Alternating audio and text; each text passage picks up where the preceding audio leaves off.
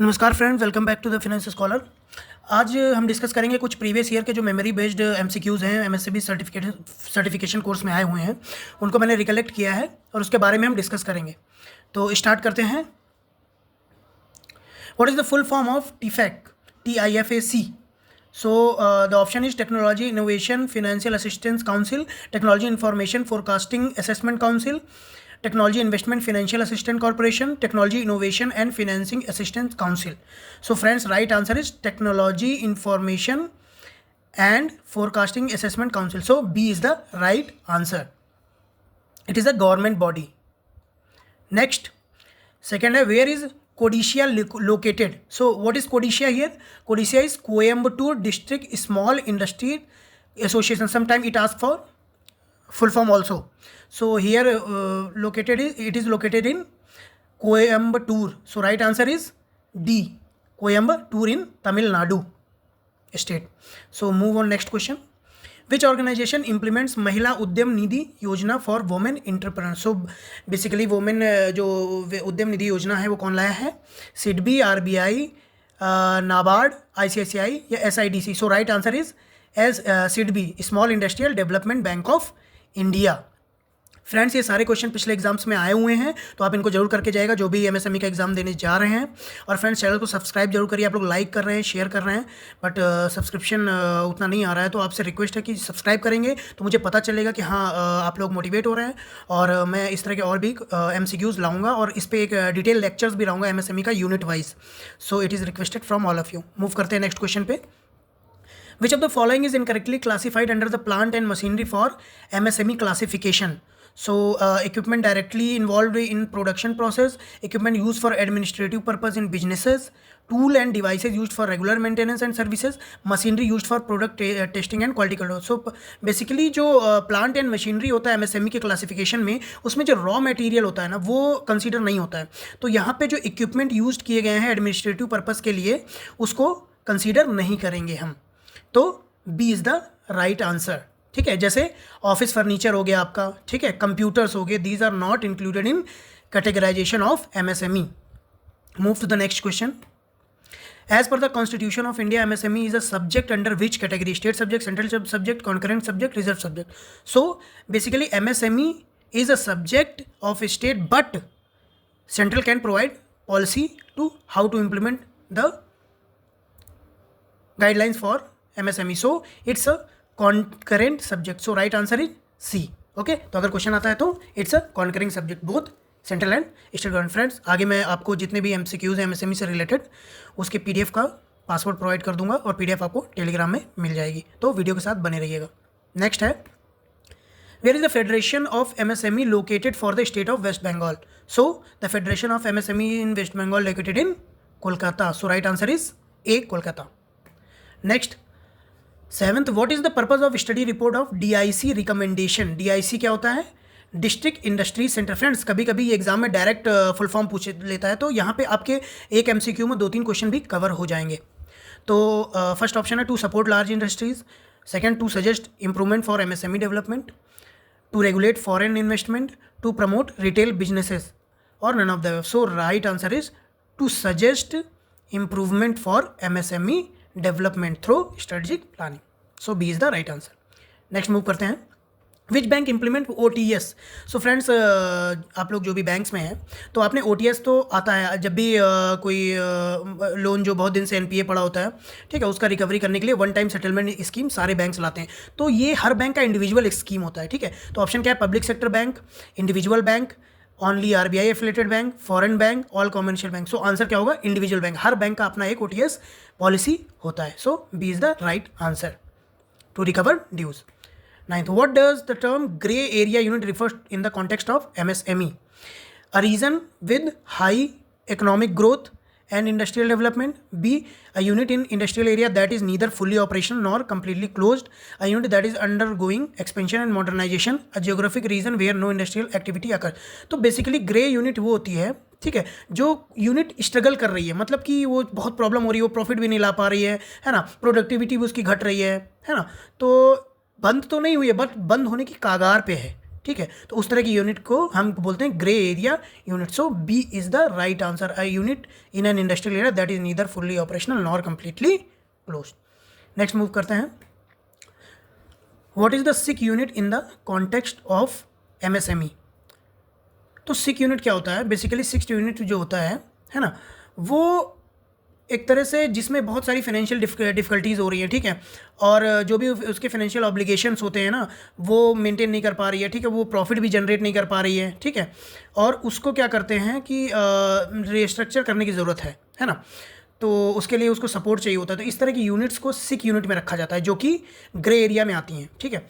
तो option A है a unit that has successfully expanded and its experience high growth, नहीं।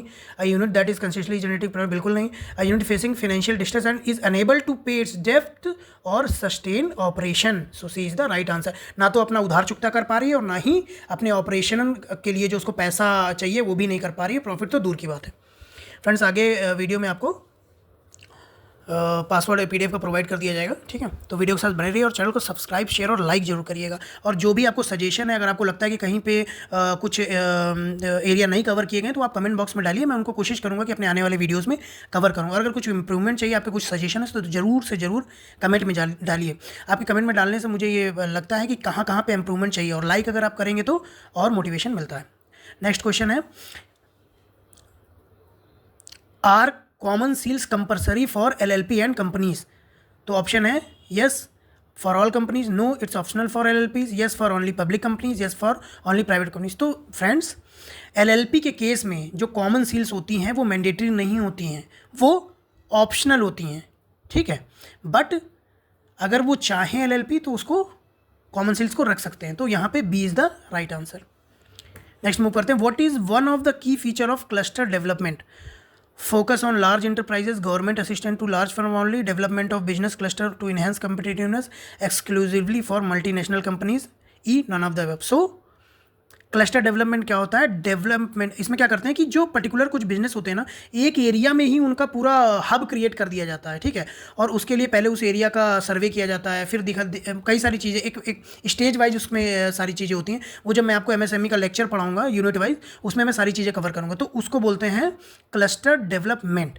तो C is the right answer, development of business cluster to enhance competitiveness, ताकि वहाँ पे एक तरह की यूनिट सारी होंगी तो जो भी चीज़ें बेहतर से बेहतर बनाई जा सकती हैं उस एरिया पे फोकस होकर काम किया जा सकेगा गवर्नमेंट द्वारा, ठीक है। फ्रेंड्स अभी JIB CIB और आपके ये जो IFBF के अदर सर्टिफिकेशन कोर्स है, certified credit professional and prevention of cyber crime and cyber security, इन सब पे भी वीडियोज़ आने वाले हैं। उनके MCQs की भी मैं एक डिटेल वीडियोज़ लाऊँगा, तो चैनल्स के साथ बने रहिएगा और नोटिफिकेशन को भी ऑन रखिएगा।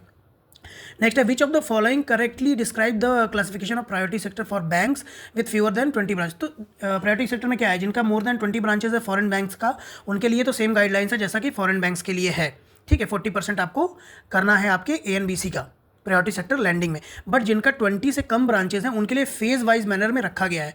तो उस केस में सबसे कम जो पहला स्टेट है उसमें क्या है, 32%। So foreign banks with fewer than branches must allocate at least 32% of their net credit to priority sector lending. So D is the right answer.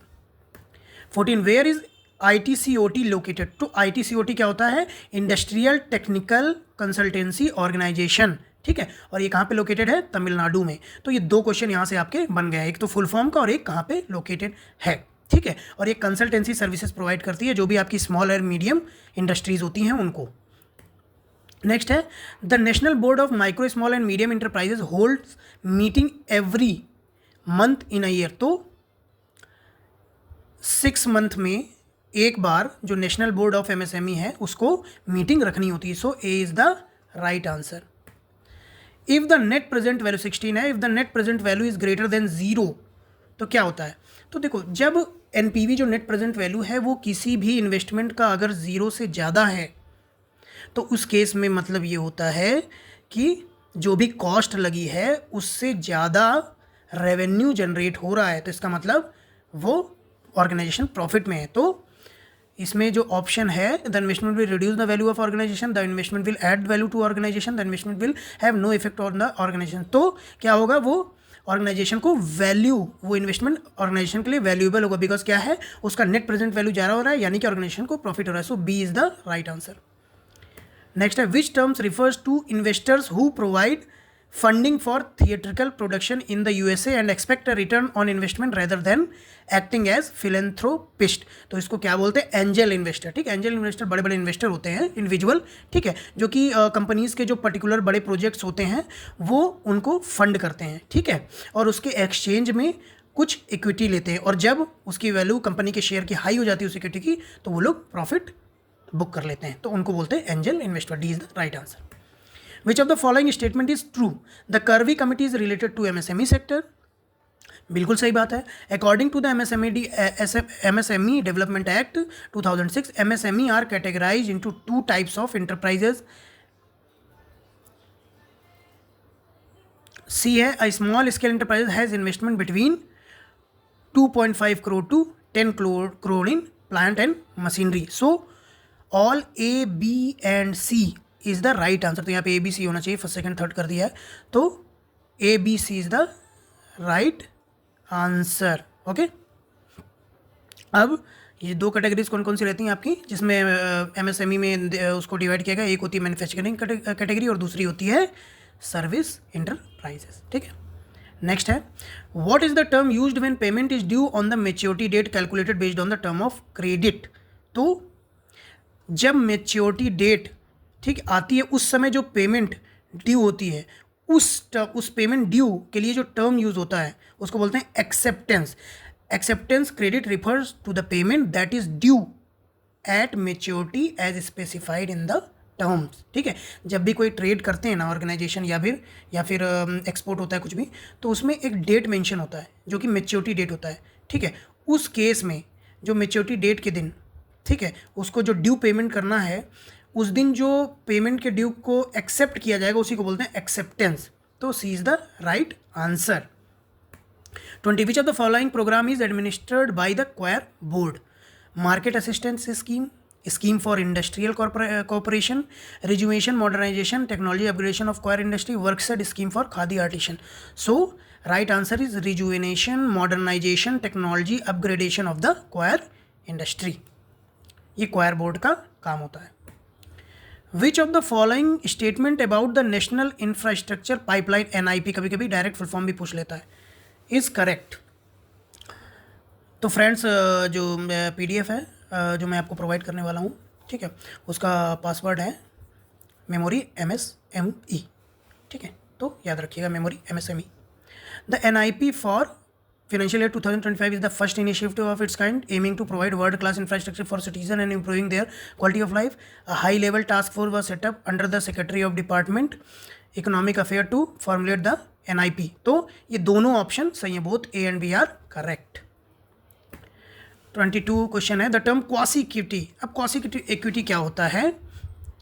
तो ये ऐसी इक्विटी होती है जो कि अनपेड कैपिटल के फॉर्म में होती है. ठीक है, ये एक्चुअल इन्वेस्टमेंट नहीं होता है, एक अनपेड कैपिटल होता है. ठीक है, तो यहाँ पे ऑप्शन क्या है? Loan from friends and relative without security, unpaid portion of share capital, capital reserve, all of the above. तो right answer is unpaid portion of share capital. EDI refers to, तो EDI क्या होता है? Entrepreneurship development institute. So B is the right answer. Next है 24. In recent year a major portion of the investment in Telangana's MSME has been concentrated in which district? तो सबसे ज़्यादा कहाँ आया है? हैदराबाद डिस्ट्रिक्ट में. तो right answer is Hyderabad district.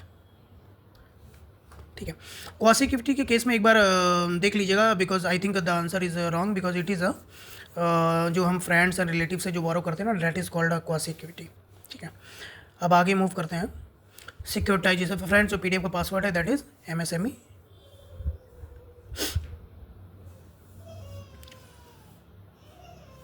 Securitization involves 25 question है.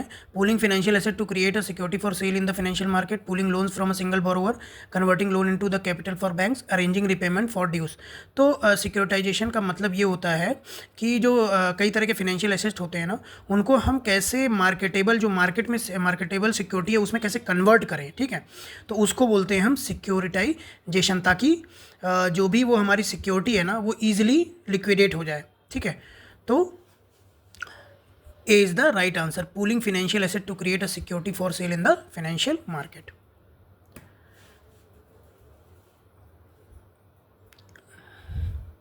पीडीएफ का पासवर्ड मेमोरी एमएसएमई है फ्रेंड्स, तो याद रखिएगा, टेलीग्राम में मैं उसका लिंक प्रोवाइड कर दूंगा। Which step is not part of launching a cluster development programme. तो क्लस्टर डेवलपमेंट प्रोग्राम में क्या होता है, क्लस्टर आइडेंटिफिकेशन होता है। बिल्कुल, पहले हम आइडेंटिफाई करते हैं क्लस्टर को, फिर उसको क्रिएट किया जाता है और फाइनल सिलेक्शन फॉर्मेशन भी होता है, but capacity building is not a part. So B is the right answer. In the RRTUFS scheme what does RR stands for. तो RR मतलब होता है revised and restructured, so C is the right answer. ये क्या होता है, technology का updated version है, टेक्नोलॉजी अपग्रेडेशन फंड स्कीम का। ओके, नेक्स्ट है the Udyami helpline is designed for large capital industries, women entrepreneur, micro small and medium enterprises, farmer using technology in their farming. तो MSME के लिए उद्यमी helpline design की गई है, so right answer is C. Next है which country has implemented significant policy initiative for MSME which make up about 98% of its manufacturing establishment. So right answer is Turkey. ठीक है, नेक्स्ट है 30 which of the following is part of SIDBI support to MSME। तो सिडबी कैसे support करता है, जो उसका NSIC centres होते हैं, SSIDC सेंटर होते हैं ना, उनके थ्रू फाइनेंशियल सपोर्ट देता है MSME को। तो A is the right answer.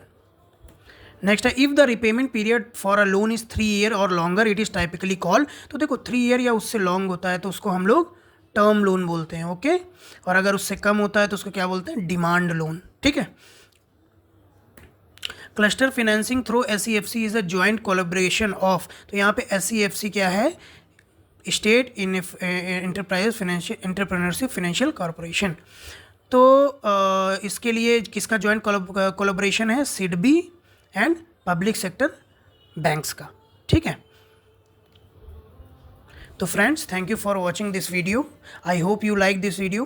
Please like, share and subscribe, and also tick bell icon for upcoming videos, and also please comment whatever is your suggestion. I will compile all your suggestion and try to resolve all your issues that you post on comment. Thank you for watching this video.